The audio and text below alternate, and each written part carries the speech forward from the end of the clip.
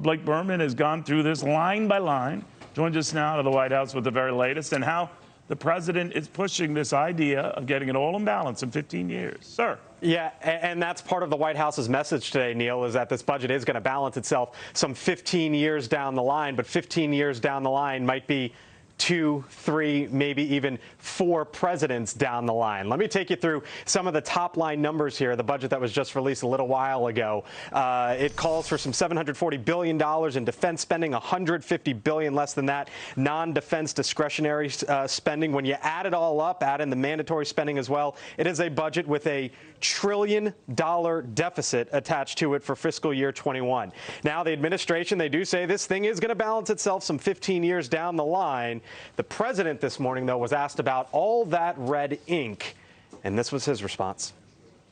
So we're putting out a plan today that over a period of not that long a period of time brings our budget and our deficit down to what it should be, which is close to zero.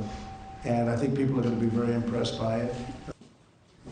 Now, the budget also calls for federal government workers to contribute more to their retirement plans, some $182 billion in reforms to food stamps, along with $70 billion in reforms to disability insurance. In a statement, the House Speaker Nancy Pelosi highlighted proposed changes to Medicare and Medicaid, saying, quote, year after year, President Trump's budgets have sought to inflict devastating cuts to critical lifelines that millions of Americans rely on. But the budget director, Russ Vought, contends that benefits are not being cut. He said the figures reflect, quote, good government reforms like lowering the cost of prescription drugs and reforming work requirements.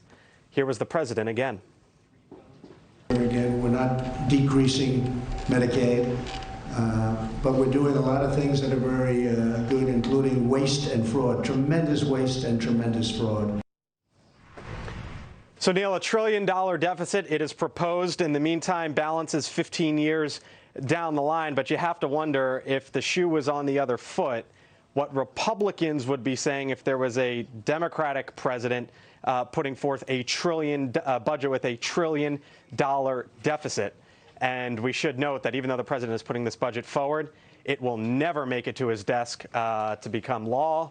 The administration says this purely is just outlining his intentions and what he wants to see moving with the federal budget going forward. Neil?